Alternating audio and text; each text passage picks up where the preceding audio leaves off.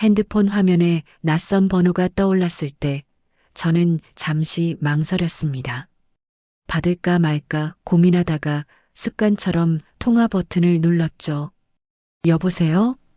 짧은 정적이 흐른 뒤 익숙하면서도 낯선 목소리가 들려왔습니다. 은혜 엄마 나야. 그 순간 귀가 멍해지는 것 같았습니다. 온몸이 얼어붙는 느낌이었죠. 그 목소리를 듣게 될 줄은 정말 몰랐습니다. 딱 5년 전 이혼 서류 한 장을 우편으로 보내고 딸 은혜의 손까지 잡고 떠났던 그 사람. 그게 마지막이었는데 말이에요. 전 남편은 아무렇지 않은 듯 말을 이어갔습니다. 은혜가 요즘 많이 힘들어해. 당신도 이제 자리 잡았다며? 우리 한번 만나서 얘기하자. 말투는 평온했지만 그 밑바닥에는 뭔가를 바라는 기색이 분명히 느껴졌습니다. 저는 조심스럽게 물었습니다. 왜 지금 와서요? 그가 잠시 머뭇거리더니 대답했습니다. 우리도 가족이잖아. 가족이라고요? 제가 바닥에 있을 때는 전화 한 통 없던 사람이 제가 방송에도 나오고 사람들에게 성공한 사람이라고 불리니까 이제 와서 다시 돌아온다는 겁니까?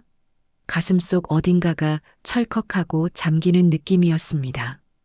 그날 이후 한때 가족이었던 사람들이 하나둘 슬금슬금 제 주변을 맴돌기 시작했습니다. 전 남편은 물론이고 그의 어머니, 동생들까지 마치 아무 일도 없었다는 듯이 제 삶에 다시 발을 들이려 했습니다. 하지만 저는 다짐했었습니다. 바닥일 때 곁을 떠난 사람들에게 제가 다시 손을 내밀지는 않겠다고요. 그리고 이제 그 다짐을 지킬 시간이 온 겁니다. 지금 생각해보면 그때는 참 어리석었습니다. 사람을 너무 믿었고 관계를 너무 쉽게 가족이라고 정의했던 거죠. 제 이름은 김수연, 지금은 작은 베이커리 카페를 운영하고 있지만 원래는 중소유통회사에서 관리직으로 일했었습니다.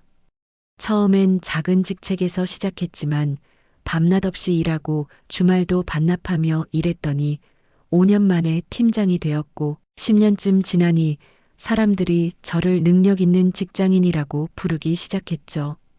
그 무렵 직장 선배의 소개로 전 남편을 만났습니다. 안정적인 직장에 다니는 성실한 사람이었고 무엇보다 차분한 인상이 좋았습니다. 시댁 식구들도 점잖고 교양 있어 보였죠. 시어머니는 지역 문화센터에서 강사로 활동하셨고 시동생은 대학 강사로 일하고 있었습니다. 결혼을 결심하기까지 오래 걸리지 않았습니다. 서로의 환경은 조금 달랐지만 그때는 사람만 좋으면 된다는 믿음 하나로 충분했거든요. 결혼식 날 시어머니께서 제 손을 꼭 잡고 말씀하셨습니다. 우리 민준이 잘 부탁하네. 난 정말 자네를 믿고 있어. 그때 저는 진심으로 그 말씀을 믿었습니다. 저도 이제 한 가정을 책임지는 사람이구나. 이 가족에게는 제가 든든한 기둥이 되어야지. 그렇게 생각했죠. 그래서 더 열심히 일했습니다. 시어머니께서 허리 수술을 하신다고 하시기에 병원비를 다 내드렸고 시동생이 유학을 가고 싶다고 하기에 학비를 보탰습니다. 그 집안 사정을 보면 형편이 넉넉한 건 아니었지만 제가 잘 나가던 시절이었기에 전혀 부담스럽지 않았습니다. 시댁 식구들은 자주 저희 집에 들렀고 명절이나 가족 생일이면 제가 직접 음식도 준비하고 선물도 챙겼습니다. 시어머니는 그럴 때마다 우리 며느리 덕에 산다며 웃으셨고 남편도 저에게 우리 집 영웅이야라며 칭찬을 아끼지 않았죠. 그런 말 한마디에 저는 더 노력했습니다. 더 벌어야 했고 더 챙겨야 했죠. 그게 가족이라고 믿었으니까요. 하지만 그 모든 믿음이 한순간에 무너진 건 회사가 구조조정에 들어가면서였습니다. 처음엔 부서 하나가 통폐합되면서 시작됐습니다.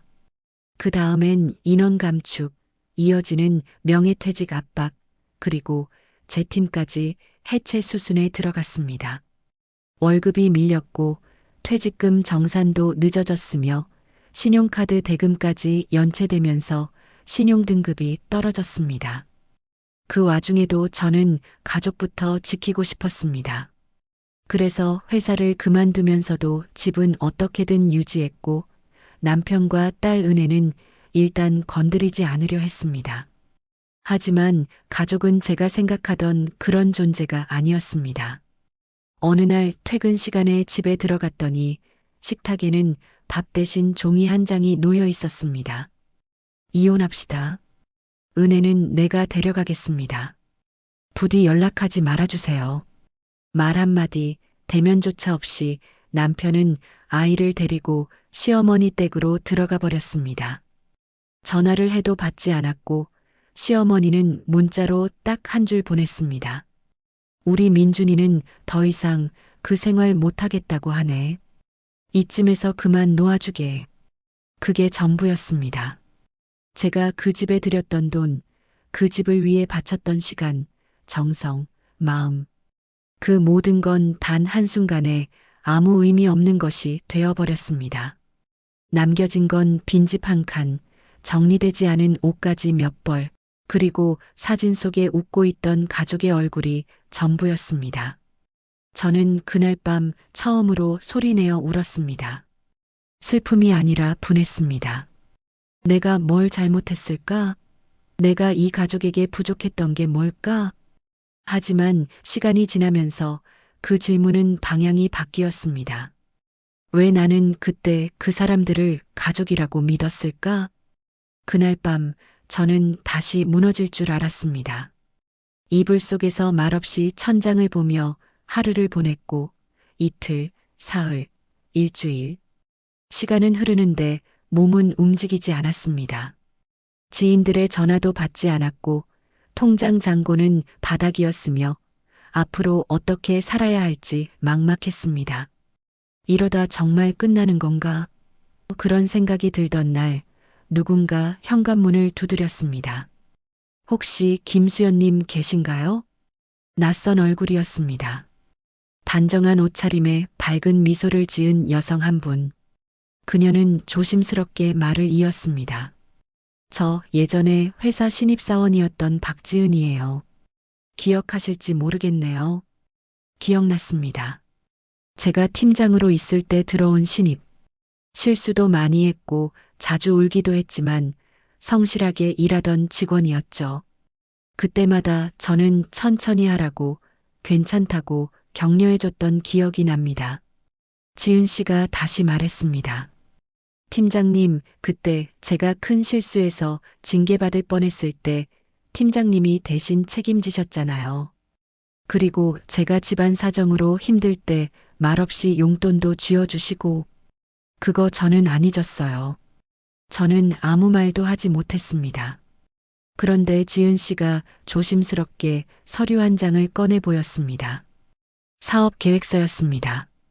딱 3장짜리 동네 작은 베이커리 카페라는 아이디어. 팀장님, 저 이거 혼자 해보려 했는데 아무도 안 믿어줘요. 근데 팀장님만큼은 제 아이디어를 알아보실 것 같아서요. 같이 해주실 수 있을까요? 그 눈빛에는 간절함이 있었습니다. 그리고 이상하게도 그때 처음으로 다시 시작할 수 있겠다는 생각이 들었습니다. 그렇게 작은 상가 한 칸을 빌려 저희 둘은 처음부터 시작했습니다. 첫 달은 완전 적자였습니다. 둘째 달에는 단골 손님 하나 생겼다고 서로 부둥켜 안고 기뻐했죠. 그런데 넷째 달부터 근처 주민들이 입소문을 내주기 시작했고 SNS에도 소개되면서 점점 손님이 늘어났습니다. 지은 씨는 머리가 좋았습니다. 메뉴 개발, 마케팅, 재고, 관리까지 스스로 다 해냈고 저는 현장 운영과 제빵 기술을 책임졌죠. 사업이 본궤도에 오르기까지 3년. 지금은 직원이 5명인 작지만 알찬 카페가 되었고 작년에는 지역 성공 창업으로 방송에도 소개됐습니다. 그런데 문제는 그 방송이 나간 일주일 뒤에 시작됐습니다. 어느 날 지은 씨가 조용히 말했습니다. 사장님, 어떤 남자분이 가게로 전화하셨어요. 은혜 아빠라고 전해드려야 할 것 같아서요. 심장이 멎는 것 같았습니다. 몇 년 전 저는 그 사람의 이름도 지워버렸습니다.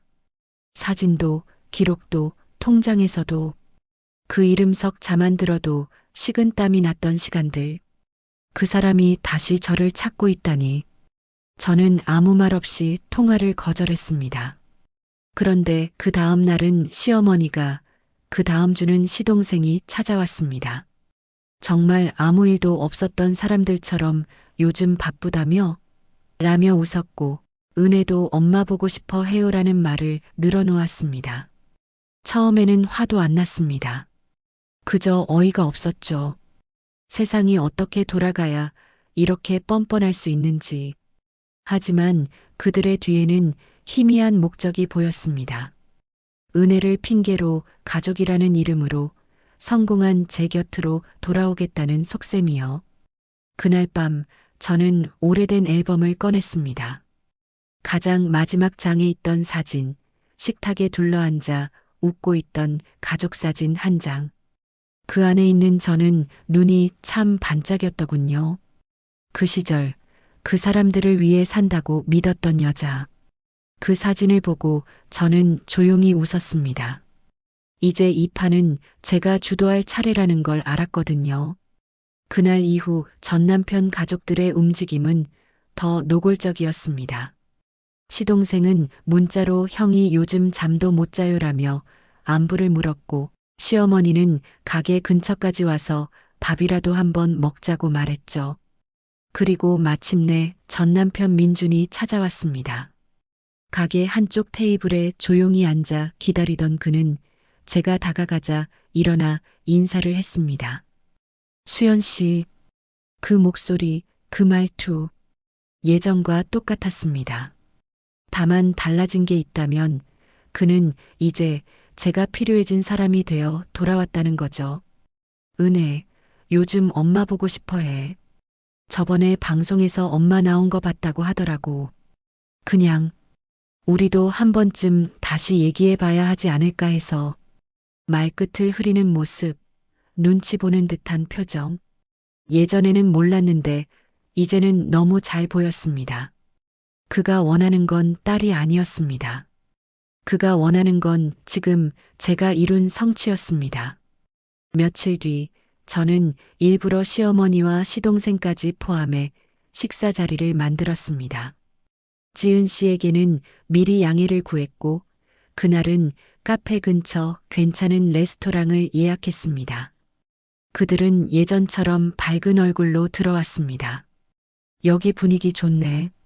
자네, 이런 데서 밥도 먹고 좋겠어. 시어머니는 제 눈치를 보며 자연스러운 척했습니다. 시동생은 연신 주변을 둘러보며 형수님, 나 이런데 처음 와봐요라고 웃더군요. 민주는 조용히 앉아 있다가 포크를 들며 말했습니다. 그때 내가 너무 급했어. 당신이 그렇게 힘들 줄 몰랐고, 은혜한테는 늘 엄마가 필요하다고 생각했어. 그 순간 저는 포크를 내려놓고 조용히 말했습니다. 저 지금의 카페 다시 일으키기까지 3년 걸렸어요. 그동안 은혜 얼굴 한 번 본 적도 없어요. 그런데 지금 가족 얘기하러 온 건가요? 민주는 당황한 듯 고개를 숙였습니다. 그게 아니라 그냥 우리가. 시어머니가 말을 끊으며 끼어들었습니다. 어쨌든 김 씨 아이도 있고 서로 좀 잘 지내보는 게 어떤가? 우리도 참 어려운 시간 보냈네. 이제 좀 편하게 살아보세. 그 말을 듣는 순간 그들의 진짜 목적이 명확해졌습니다. 편하게라니. 이제 와서. 저는 조용히 가방에서 서류 한 장을 꺼냈습니다. 그건 바로 은혜 이름으로 만든 교육비 신탁 증서였습니다. 이거 은혜 앞으로 만든 거예요. 등록금 걱정은 안 해도 될 거예요. 그 아이는 엄마로서 책임질 겁니다. 그들은 놀란 표정이었지만 제 말은 계속 이어졌습니다. 다만 이 안에는 단 하나의 조건이 들어가 있어요. 당신들은 은혜와 제 인생에 다시는 관여하지 마세요. 정적이 흘렀습니다. 민주는 눈을 크게 뜬 채 저를 바라봤고 시어머니는 처음으로 표정이 일그러졌습니다. 그게 무슨 말이에요? 지금 우리한테 아이를 볼 자격도 없다는 거예요? 저는 담담하게 말했습니다. 자격은요, 누군가를 지켜줄 때 생기는 거예요. 당신들은 제가 무너질 때 아무것도 지켜주지 않았어요. 시동생은 괜히 물컵을 들었다 내려놓으며 말을 돌리려 했지만 저는 말했습니다. 이런 자리는 이제 끝이에요. 앞으로 가게에도 집에도 연락하지 마세요. 은혜가 원하면 제가 직접 연락하겠습니다. 그날 이후 그들은 다시 연락해 오지 않았습니다. 민준이 마지막으로 장문의 메시지를 보냈습니다. 너무 차갑게 잘라내서 가슴이 아프다는 말이 적혀 있었죠. 저는 답장하지 않았습니다. 제가 차가운 게 아니라 당신들이 너무 늦은 겁니다. 시간이 흘러 은혜는 대학생이 되었고 어느 날 직접 전화를 걸어왔습니다. 엄마, 나 이번에 아르바이트에서 엄마 생일 선물 샀어요. 같이 밥 먹어요. 그날 은혜와 함께 조용한 식당에 앉아 이런저런 얘기를 나눴습니다. 그 아이는 어른이 되어가고 있었고 저는 그 아이를 더 이상 아프게 하지 않기로 다짐했습니다. 지은 씨는 지금 제 카페의 공동대표가 되었습니다. 힘들 때 옆에 있어준 제 인생의 진짜 가족이 되어준 사람이죠. 이제야 말할 수 있습니다. 가족은요, 가장 어두운 시간에도 옆에 있어준 사람입니다. 그리고 그 어둠을 끝까지 함께 버텨준 사람만이 당신 삶의 진짜 가족이 될 수 있습니다. 사람 마음이란 게 그렇습니다. 힘들 때는 옆에 있어준 사람보다 잘 나갈 때 옆에 있던 사람을 더 기억하곤 하죠. 근데요, 진짜 소중한 사람은 내가 가장 초라할 때 등을 돌리지 않은 사람이더군요. 이제야 깨달았습니다. 사랑도 가족도 의리도 남아준 사람이 전부라는 걸요. 댓글로 여러분의 이야기를 들려주세요. 여러분은 힘든 시기에 곁을 지켜준 사람이 있으신가요? 혹시 비슷한 경험이 있으시다면 댓글로 나눠주세요. 여러분의 이야기가 누군가에게 큰 위로가 될 수 있습니다.